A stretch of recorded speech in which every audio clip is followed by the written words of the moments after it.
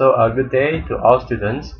Today I would like to share the do and don'ts in the oral presentation, especially for your FYP project presentation. Uh, e- First of all, we will have to look on the rubric criteria guidelines from the presentation evaluation form of EET 446 FYP2.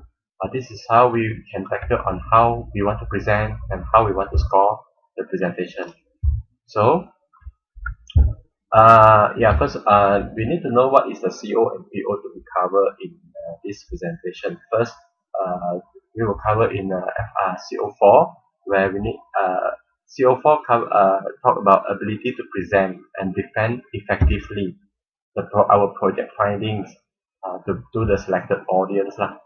And then the program outcome, that one is course outcome, which means after the course we may achieve like this. Maybe you have after you have take FYP2, then you have the ability to present and defend effectively your project finding. So in terms of technical wise, for example, the program outcome PO, we cover PO6 and 10. PO6, we apply the reasoning informed by contextual knowledge to assess the societal, health, safety, legal and cultural issues, and then the consequences, responsibility relevant to professional engineering practice, solutions to complex engineering problems. We can see that course outcome is the outcome from the subject that we can deliver. But the problem is when we want to deliver, for example, I want to deliver that I can present and defend effectively. But what is that? What is the content that I can present and defend effectively? First, one is a PO6, where we can apply our reasoning to say that our project is related to the societal, health, safety, legal and cultural issue, which is relevant to the professional engineering practice, and then we also provide the solutions to the complex engineering problems, which that is the content PO6. And then PO10, we also can communicate effectively on complex engineering activities. So what is a complex engineering activity?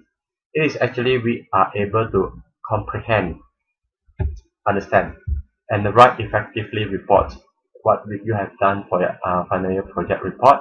And then we also can design documentation, make effective presentations.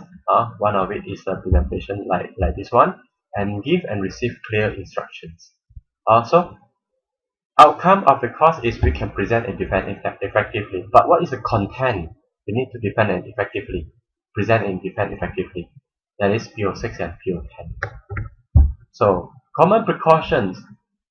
Before we go into the rubric discussion, this is the common precaution. Be organized. The more organized and focused your presentation is, the more relaxed you feel. And then breath. It helps you to be relaxed. Take a deep breath. Don't try to cover too much material. Remember, you only have 10 to 15 minutes. Make sure your presentation and slide composed consists of a very concise and compact material inside. Do not speak. Do speak clearly and slowly, and at an appropriate level for your audience. And then use vocabulary that is appropriate for your audience. I know that some of the term is very technical, but some of the audience, they don't understand. Maybe they understand, maybe they don't. But try to use the layman terms, and do make eye contact with all the members of your audience. I know this is another challenge when you want to do the eye contact through the camera. We need to figure it out. Then do move around, do use hand gestures, do allow the audience to ask questions at the end of your presentation, and then don't only read your presentation. You can use short notes, but reading a presentation is unnatural. Also, it makes it very difficult for the audience to follow. So do practice your presentation with a partner or in front of the mirror. Then have a look back. Is it your presentation good or not? Then do remember to thank your audience. So what we need to do, actually, you ask me what we need to do. I don't know. I just want to know I want to score this presentation. So if let's say I want to score this presentation, what should I do? I need to refer to the rubrics. First of all, D1, number 1, to be confident. We need to be confident and relax in the whole presentation. with a smooth movement in line with the presentation, and then make sure we have eyes contact is excellent without looking at the notes. That is the best one. Time management. The presentation is conducted on time. Okay, don't more than 20 minutes or 30 minutes. Then dressing. Please wear professionally, formally and neatly dressed. Enthusiasm. Yes, we need to demonstrate a strong and positive feeling about the projects. What we have done is very nice. Okay, during entire presentation. So voice projection and clarity, the student uses effective speaking style with the proper inflections, good volume and pace, not too loud, not too slow, not too fast, and speak fluently. And then organization, students excellently present information in a logical, impressive sequence. We need to present from introduction, problem statement, objective. Instead of I present introduction, then I present conclusion, then come to objective. No, it is not logical, right? And then audience can follow. Presentation material. Slides cover complete, accurate description of the important points of the project, and then effective use of charts and graph and figures. This is how we want to present our material. Introduction and problem statement. Yeah. So when we want to present our introduction and problem statement, the student can present clearly the introduction of the problems, background of the study, brief summary of previous work on the topic, which can lead us to the problem statement and also the objective. And then the student can explain in detail the issue or problem related to the societal, health, safety, legal or cultural issues. This is what we call PO6. And then make sure it's relevant to engineering practice. Then after the introduction and problem statement, we'll go to what we want to do in the objective. So student is able to establish at least 2 numbers of objective. So, and then it must be relevant, achievable, measurable, and correct usage of the verbs, because objective is just a sentence. So we need to use a correct usage of the verbs consistent with the problem statement. Objective, it reflects from the problem statement, and then go to scope of the work, and then go to our methodology and conclusions. And theory and summary on previous work. Students will demonstrate full knowledge on all theory and law relevant to the studies. So when we go to the theory and summary, before we go to the what we want to do, we'll talk about what is the previous work. So in the previous work, we will tell the we will tell the audience some of all the theories and laws that are relevant to the study, so that we can bring it act as a front introduction of the movie, and then go to our work then. Then it can address and integrate clearly in the project, and then throughout thoroughly and concise summary of our previous work from the latest and reliable sources. So if let's say we want to do a project A, we will do some visual review. So from the review, we know that there's a lot of stuff. Can we summarize it thoroughly and concisely from the previous work? For example, put in a table. And then from that literature review, we took it from the latest and reliable sources? Yeah, so this is some of the consideration. And then it must be accurate and relevant to the project. It's not like simply pick and plug and play something references from somewhere which is not relevant. With a justification and comparison for sure. When we come out, put it in the table of the summarize all the review in the table, we will have a justification and comparison. After that, we need to think how we want to conduct the project. So we will have a specific and accurate research flow chart. We will need to come out a flow chart how we want to do to achieve our objective, and then with an appropriate and systematic explanation in design experiment. So when we have a flow chart, we will start, and then what we want to do first step, next step what we want to do, third, fourth.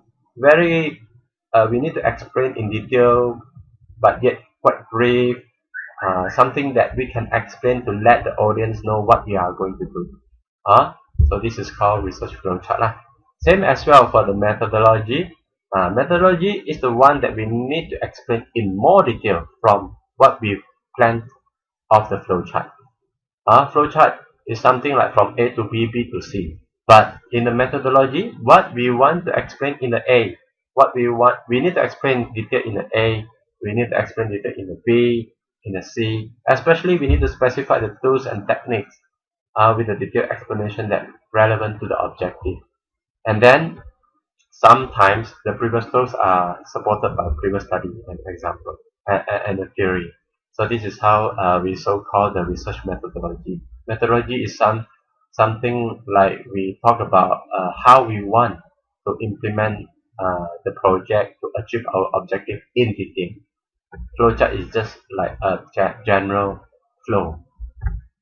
So after that, we will come out the result and finding. So students present the result properly and explain clearly, achieve the project objective beyond the planned time. So these two things usually our result finding is put it in a table, in a figure, in a chart, then we will write out something, or we find something, find some facts, find some discussion, find some query from the result graph or finding.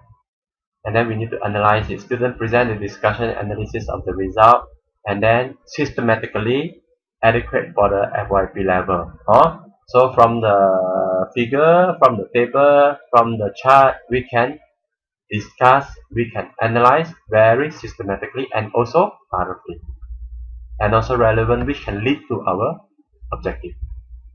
After that, we need to conclude everything. So for the conclusion part, student able to conclude the project, and then it can address the impact of the societal health, safety, legal or cultural issues. And then it must be relevant to the engineering practice, and then most importantly, it must be achieve the objective, or else why we want to voice out the problem statement. It must be a problem.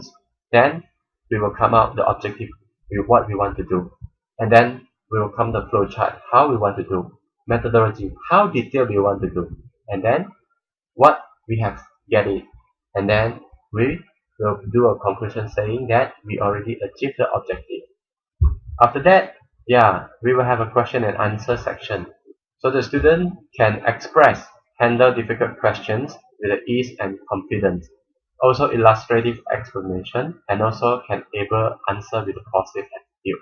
Sometimes the question maybe is difficult, but we cannot show temper. So this is, we need to always stay positive, stay cheers, and then stay willing to learn. So this is the question and answer part.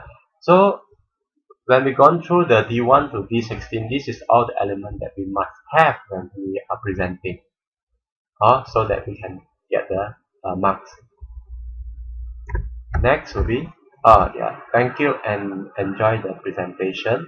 So all the best.